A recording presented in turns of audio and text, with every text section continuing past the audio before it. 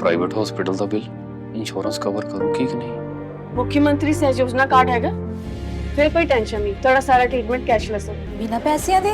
जी हाँ, ਹਰੇਕ ਨਾਗਰਿਕ ਜਿਹੜਾ ਹੈ ਉਹ ਮੁੱਖ ਮੰਤਰੀ ਸਿਹਤ ਕਾਰਡ ਜਦੋਂ ਬਣ ਗਿਆ ਤਾਂ ਉਹ 10 ਲੱਖ ਰੁਪਏ ਦਾ ਮੁਫਤ ਤੇ ਕੈਸ਼ਲੈਸ ਜਿਹੜਾ ਇਲਾਜ ਕਰਾਉਣ ਦੇ काबिल भी होगा, एलिजिबल भी होगा। पंजाब सरकार लेकर आई है दुनिया की पहली सेहत योजना। अब पैसे के कारण पंजाब का कोई भी नागरिक बढ़िया इलाज से वंचित नहीं रहेगा। सेहत का हक सबके लिए। 10 में से कितने नंबर निर्मला सीतारमण के इस बजट को? नहीं, मैं तो 1 नंबर दूंगा। बहुत ही बकवास बजट मेरे को लगा है। नमस्कार दोस्तों, कैसे हैं आप लोग? उम्मीद है आप सभी अच्छे होंगे। राजीव रंजन जी वरिष्ठ पत्रकार हमारे साथ जुड़े हैं। सर, बहुत बहुत स्वागत है आपका। सर का एक चैनल भी है current and plug by Rajeev, आप उसे भी चेकआउट कर सकते हैं। सर, आज रविवार का दिन है, 1 फरवरी, बजट आया है, लेकिन इस बजट में क्या आम आदमी के लिए कुछ है? पहली प्रतिक्रिया तो ये जानना चाहूंगा। और जो मार्केट में हाहाकार मचा हुआ है, ये हाहाकार क्यों मचा हुआ है?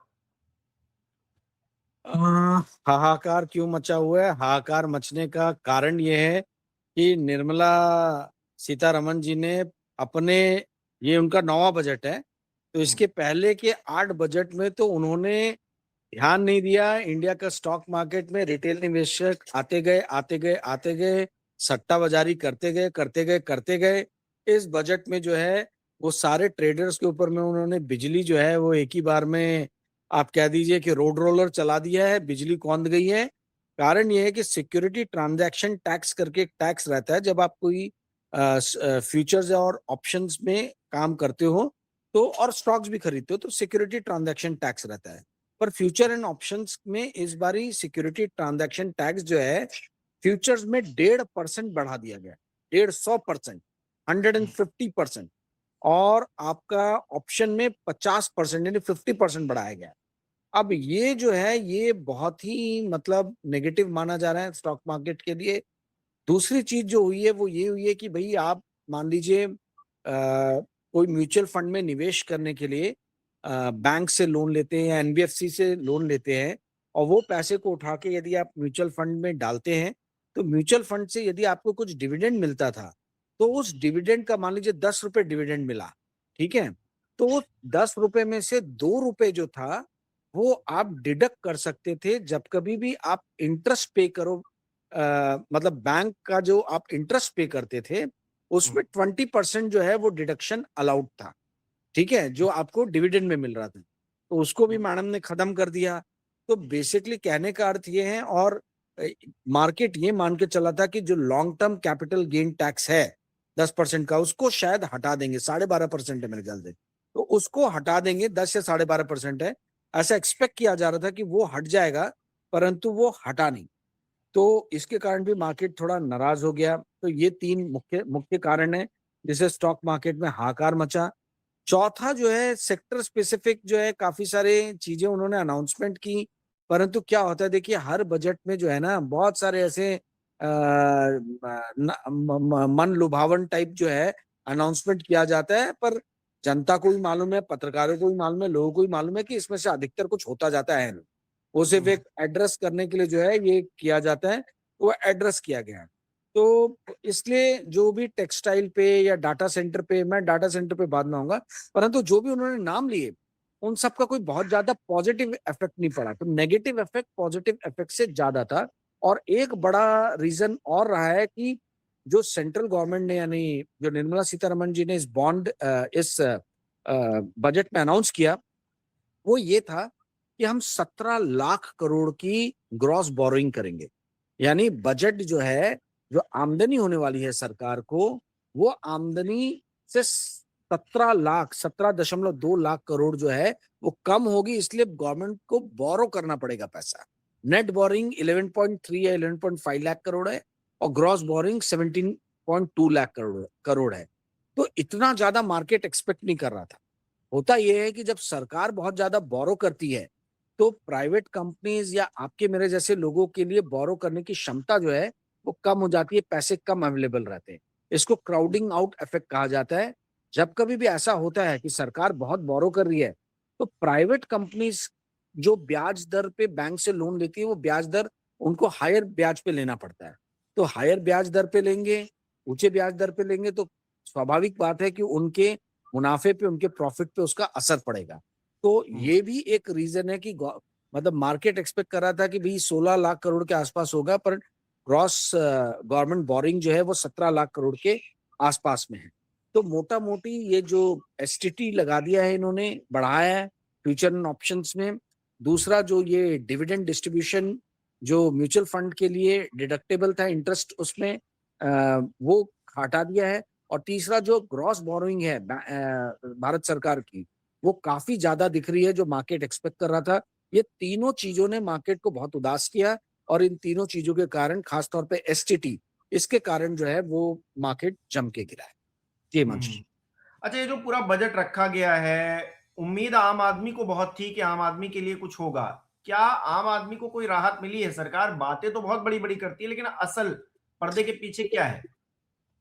नहीं, देखिए बजट जो है इसमें कोई, जैसे लास्ट टाइम था कि एग्जम्पशन लिमिट जो है वो बढ़ा दिया गया था, 12 लाख तक कर दिया गया था, तो वो सब कुछ है नहीं। आम आदमी को भाई क्या असर करता है? आम आदमी को टैक्स में कटौती जो है वही असर करती है।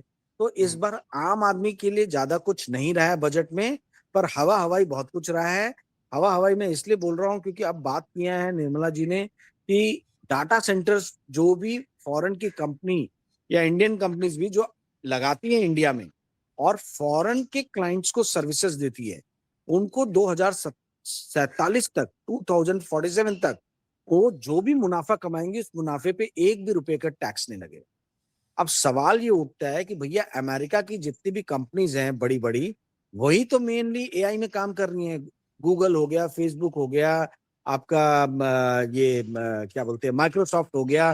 तो ये जो कंपनीज हैं, या फिर जो चिप्स बनाने वाली बड़ी बड़ी कंपनी हैं, जैसे एनवीडिया हो गया, ब्रॉडकॉम हो गया, एएमडी हो गया, इंटेल हो गया, ये सब तो अमेरिकन कंपनीज है ना। और डोनाल्ड ट्रंप का सख्त इन लोग को निर्देश है कि अमेरिका के अंदर में ही डाटा सेंटर लगेंगे, तो इंडिया में सिर्फ उनको प्रॉफिट पर टैक्स नहीं लगेगा, इसलिए तो भागते भागते आएंगे नहीं। अमेरिका की कंपनीज जो हैं वो अमेरिका में डाटा सेंटर लगा रही हैं, यूरोपियन कंपनीज जो है वो यूरोप में डाटा सेंटर लगा रही हैं। चाइना हमारा दुश्मन राष्ट्र है, तो चाइना की कंपनी आके यहाँ नहीं लगाएगी। तो भाई जब जर्मनी नहीं लगाने वाला, यूनाइटेड किंगडम नहीं लगाने वाला, फ्रांस नहीं लगाने वाला, यूएसए नहीं लगाने वाला, चाइना नहीं लगाने वाला, तो हम फिर आके यहाँ पे डाटा सेंटर किसके लिए लगाए जाएंगे? पाकिस्तान के लिए। पाकिस्तान एनिमी नेशन है, वो कभी अलाउ नहीं करेगा कि उसके लोगों के जो डाटा है वो भारत में जो डाटा सेंटर है वहां पे स्टोर हो। या श्रीलंका जो है अगेन चाइना की गोद में बैठा है, नेपाल चाइना की गोद में बैठा है, तो ये यहाँ आके लगाएगा कौन और किसके लिए लगाएगा? मैं इंडिया के लिए भी नहीं लगा सकता, क्योंकि इंडिया की जो कंपनी, इंडिया में जो सर्विसेज ये डाटा सेंटर प्रोवाइड करेंगी इंडियन कस्टमर्स या क्लाइंट्स को सर्विस करके, उस पर जो मुनाफा कमाएंगी उस पर टैक्स देना पड़ेगा उनको। तो क्या बेवकूफी वाली बात है भाई? फॉरेन के लोगों को आप अगर कैटर करोगे सर्विसेज तो आपको टैक्स नहीं देना पड़ेगा, बट इंडिया की कंपनीज के डाटा लोकलाइजेशन होता है या इंडिया के लोगों का डाटा लोकली स्टोर होता है, उस पर जो भी मुनाफा होता है उस पर आपको टैक्स देना पड़ेगा। तो ये मेरे कुछ समझ में नहीं आ रहा है, इसमें कुछ क्लैरिफिकेशन आने की जरूरत है, इसलिए मैं इसको हवा हवाई वाली बात बोल रहा हूँ। ये जो बजट रहा है बेसिकली ये सर्विस ओरिएंटेड बजट रहा है। इसमें सर्विस सेक्टर पे बहुत बात की गई है। इसमें निर्मला जी ने एक अपना उद्देश्य रख दिया है कि 10% वर्ल्ड का ग्लोबल सर्विस एक्सपोर्ट जो है वो 2047 तक भारत से होना चाहिए। सारी चीजें 2047 की तरफ ना ढकेल दी गई है। अब 2047 में कौन रहेगा, कौन याद रखे, क्या मालूम कब बाबा मरेंगे, कब बैल बटेंगे, किसी को पता नहीं है। तो जो चीजें हैं कि भाई हम आज से 10 साल बाद, 20 साल बाद जो है हम, हमारा जो ग्लोबल सर्विस एक्सपोर्ट में आज 4% है वो बढ़ के 10% हो जाना चाहिए। अरे भाई ठीक है, लक्ष्य बहुत अच्छा है, पर उस लक्ष्य को पाने के लिए आप जो चीजें बना रहे हो, जो जैसे एम कर रहे हो, उससे कुछ होगा नहीं। आपने मैन्युफैक्चरिंग सेक्टर में जो है इंडिया का रेशियो बढ़ाने के लिए, जीडीपी मैन्युफैक्चरिंग सेक्टर का इंडियन जीडीपी में रेशियो बढ़ाने के लिए, कंट्रीब्यूशन बढ़ाने के लिए आप तमाम तरीके के स्कीम्स लेके आए, पीएलआई स्कीम्स लेके आए, आपने स्टार्टअप इंडिया फैसिलिटी बनाया, स्टैंड अप इंडिया किया, तमाम तरीके के आपने स्कीम्स की। फायदा कुछ हुआ क्या? फायदा कुछ नहीं हुआ, क्योंकि सिर्फ ये हवा हवाई बातें रह जाती हैं, इम्प्लीमेंटेशन कुछ होता नहीं और स्कीम भी ढंग से बनती नहीं है। जैसे डाटा सेंटर का ही मैंने आपको एग्जांपल दिया, ये बेवकूफी वाली बात है कि मेटा, गूगल, फेसबुक जो है वो आके यहाँ पे डाटा सेंटर सेटअप करेंगे और अमेरिका या ब्रिटेन या कहीं और की कंट्री का ये लोगों का डाटा जो है वो यहाँ स्टोर करेंगे। ये मुझे होता हुआ दिख नहीं रहा है। तो कुल मिला के जो आपने बोला कि आम जनता के लिए क्या है, आम जनता के लिए कुछ नहीं है। इसमें बेसिकली जो ये बजट हुआ है, ये बजट में मुझे 2 चीजें नजर आई हैं। पहली ये नजर आया है कि ये सर्विस ओरिएंटेड बजट रहा है, क्योंकि इसमें उन्होंने एम किया है 10% तक का। दूसरा ये है कि ग्लोबल टूरिज्म में इंडिया को कन्वर्ट करना है, और बाकी हॉस्पिटैलिटी इंडस्ट्री पे ध्यान दिया गया, hospital, education, global education hub बनाने की बात की गई है, खेलो इंडिया, खेलों के लिए कोचेस, सपोर्ट स्टाफ, इन सबको बनाने की बात की गई है। तो बेसिकली जो सर्विसेज चीज है उस पे बहुत ज्यादा इन्होंने ध्यान दिया है।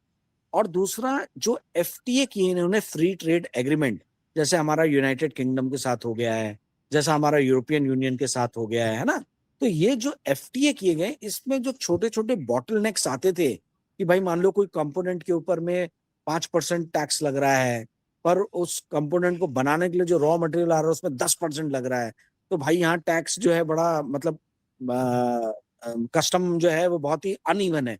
8 अलग अलग तरीके के कस्टम ड्यूटी के स्लैब थे, जो इन्होंने 3 स्लैब्स करने की अनाउंसमेंट की है। तो बेसिकली आप देखें तो यही जो है, यही एक मेन जो हुआ है वो मैन्युफैक्चरिंग के लिए एक अच्छी चीज हुई है। बाकी सब हवा हवाई है, कोई डाटा सेंटर आने नहीं वाला जो मुझे लग रहा है, क्योंकि सिर्फ प्रॉफिट पे टैक्स ना लगे इसके लिए कोई देश अपने डाटा सीक्रेट्स के लिए जो है कहीं और खोलेगा नहीं। यूरोपियन कंट्रीज की कंपनीज आएंगी नहीं, अमेरिकन कंट्री की कंपनीज जो है डाटा सेंटर वाली वो इंडिया में आएंगी नहीं, क्योंकि इंडिया को जो भी ये सर्विसेज प्रोवाइड करेंगे उस पर तो इनको टैक्स देना पड़ेगा। सिर्फ बाहर की जो सर्विसेज प्रोवाइड करेंगे वो फ्री रहेगा। तो वो स्कीम कुछ ठीक मेरे को बैठ नहीं रही है, दिख नहीं रही है। उल्टा ये जो बजट है ये आम आदमी के खिलाफ मुझे दिख रहा है, क्योंकि आम आदमी को पहले तो 10-11 साल आपने सट्टा बाजार में है, स्टॉक मार्केट में खूब जो है वो घुसाया। आम आदमी को जब चस्का लग गया सट्टा बाजारी का, तब आप बोल रहे हो कि अब हम उसके उस चस्के को हटाने के लिए जो है हम ये एसटीटी जो है वो सिक्योरिटी ट्रांजैक्शन टैक्स ला रहे हैं। पर मैं आपको हिमांशु जी सच्चाई बता रहा हूँ, सरकार के पास में अब कोई दूसरे तरीके नहीं है आमदनी अपने बढ़ाने के। ठीक है, तो अब इंडिया में एकमेव जो फ्लरिशिंग जगह रह गई थी वो थी स्टॉक मार्केट, जहां से ये अपनी थोड़ी आमदनी बढ़ा सकते थे। ठीक है, तो इन्होंने उसका भी टेटुआ इस बार दबाया है कि भैया वहां से जो भी हम पैसे, क्योंकि एक तो वैसे फॉरेन इंस्टीट्यूशनल इन्वेस्टर्स भाग रहे हैं यहाँ से, अब आपने उनको और चिढ़ाने वाली बात कर दी एसटीटी बढ़ा के। जो एल्गोरिथमिक ट्रेड करने वाले लोग थे, हाई फ्रीक्वेंसी ट्रेडर्स, वो भी अब वो एक लिक्विडिटी मार्केट में प्रोवाइड करते थे काफी सारी ट्रेड करके, अब वो ट्रेड करना बंद कर देंगे तो लिक्विडिटी कम हो जाएगी। लिक्विडिटी कम हो जाएगी तो मेरे आपके जैसे जो घरेलू निवेशक है उनको हायर कॉस्ट पे स्टॉक्स मिलेगा या हायर कॉस्ट पे ट्रेड होगा, इम्पैक्ट कॉस्ट बढ़ जाएगा। तो ये एक तरीके से देखा जाए, या तो आपको ये शुरुआत में खत्म करना था। 2020 में कोरोना के बाद से हमने देखा एक्सप्लोसिव ग्रोथ हुआ ट्रेडिंग में, आपको 2022 तक इस पे कंट्रोल कर देना चाहिए था। आप उसको 2026 तक आपने चलने दिया और अब कंट्रोल कर रहे हो। इससे साफ दिख रहा है कि आपकी मंशा जो है वो कोई रिटेल ट्रेडिंग कम हो इसके पीछे नहीं है। आप सिर्फ ये आपने वो मार्केट को डेवलप होने दिया और अब आप सोच रहे हो कि उसके थ्रू मैं कैसे ज्यादा से ज्यादा पैसा कमाऊं। जी हिमांशु जी। राजीव जी, आखिरी में 10 में से कितने नंबर निर्मला सीतारमण के इस बजट को? नहीं, मैं तो 1 नंबर दूंगा। बहुत ही बकवास बजट मेरे को लगा है। ठीक है, अब आप जो है ये, क्योंकि मैं स्टॉक मार्केट में खुद खरीदता हूँ, है ना, बेचता हूँ, आपको मालूम है, मैं मार्केट का ही रिपोर्टर रहा हूँ। तो मुझे अभी हालांकि जो है वो बंधन नहीं है, जब दूसरे मैगजीन्स के लिए काम करता था, पेपर्स के लिए काम करता था, हम लोग कर नहीं सकते थे ट्रेड। तो अब हाथ खुल गए थे, अब थोड़ा आदमी जब करने बैठा तब इन्होंने तमाम तरीके के बंदिशें लगा दी हैं। तो मैं मुझसे पर्सनल पूछो तो मेरे लिए तो मुझे तो अच्छा नहीं लग रहा है, बट ये आम निवेशकों के लिए, ट्रेडर्स के लिए भी अच्छा नहीं है। आपने 6 साल तो बढ़ने दिया वो चीज को, और उसके बाद में आप टैक्स लगा दिया। अरे भाई, आपको यदि चाहिए कि निवेशक लोग नहीं लगाएं पैसे, छोटे निवेशक जो आप बोल रहे हो कि उनकी सुरक्षा के लिए हम काम कर रहे हैं, तो आप उसमें ये नियम बना सकते थे कि भैया जिसका नेटवर्थ 50 लाख के ऊपर है वो फ्यूचर एंड ऑप्शंस करेगा, या फिर जो है इसके अंदर में आप सीलिंग हाई कर देते मार्जिन मनी की, कि मार्जिन मनी आप ज्यादा से ज्यादा भरिए, उसके बाद आप ट्रेड कीजिए। आप ट्रेड भी होने दे रहे हो क्योंकि आपको पैसे चाहिए, आपको कमाई चाहिए। और आप बहाना बना रहे हो कि आप रिटेल इन्वेस्टर्स को, रिटेल ट्रेडर्स को बचा रहे हो। तो ये तो बेवकूफी वाली बात है। और आपने ये बढ़ा के जो है, जो फॉरेन इंस्टीट्यूशनल इन्वेस्टर्स वैसे ही इंडिया को छोड़ छोड़ के भाग रहे थे, आपने उनको और चिढ़ा दिया है, अब वो और तेजी से भागेंगे। तो मतलब ये बिना सर पैर का बजट मुझे दिख रहा है। मतलब अगर आप एक लाइन में पूछें तो मैं ये बोलूंगा कि ये बिना सर पैर का बजट है। हाल ही इन्होंने 2035, 2047 बड़े बड़े टारगेट दे दिए, 10 साल, 20 साल, 22 साल आगे के। अरे भाई 10 साल, 20 साल, 22 साल कौन जीवित रहेगा, कौन रहेगा, अपने को क्या पता है। तो पर आज की डेट में आपने जो निवेशक हैं उनके लिए बहुत ही जो है उनको बड़ी दुविधा में डाल दिया है। और मेरे हिसाब से जो है एक आम आदमी के लिए इस बजट में कुछ भी नहीं है। जैसे पिछले बजट में तो एग्जम्पशन लिमिट बढ़ाया था, इस बजट में क्या है आम निवेशकों के लिए या आम व्यक्ति के लिए जो है कुछ भी मेरे हिसाब से नहीं है। यदि अभी मैंने फाइन प्रिंट्स पढ़े नहीं है, फाइन प्रिंट्स पढ़ूंगा। मैंने स्पीच में जो सुना, आपने चूंकि बोला आप जल्दी आ जाइए, तो मैं जैसे ही आया आप देख सकते हैं ये पार्किंग में रुक के मैं आपसे बात कर रहा हूँ, तो मैंने फटाफट सोचा कि आपको मैं ये दे दूं। फाइन प्रिंट्स पढ़ने के बाद में आगे आने वाले 2-3 दिनों में और टिप्पणी करेगा। जी हिमांशु, बहुत बहुत शुक्रिया सर हमारे साथ जुड़ने के लिए, तमाम बातचीत के लिए। हमारे दर्शक किस तरह से देख रहे हैं इस विषय को, उनके लिए ये बजट क्या कामगार है, या फिर ये जिस तरह से राजीव जी बता रहे हैं कि कुछ ज्यादा निकल नहीं रहा है इस बजट से। आपकी जो भी राय हो कमेंट बॉक्स में बताइएगा। इस वीडियो को लाइक करना, शेयर करना मत भूलिएगा। हमारे चैनल को सब्सक्राइब नहीं किया तो वो भी जरूर कीजिएगा। आप हमें सहयोग भी कर सकते हैं ज्वाइन बटन पर क्लिक करके। बहुत बहुत धन्यवाद।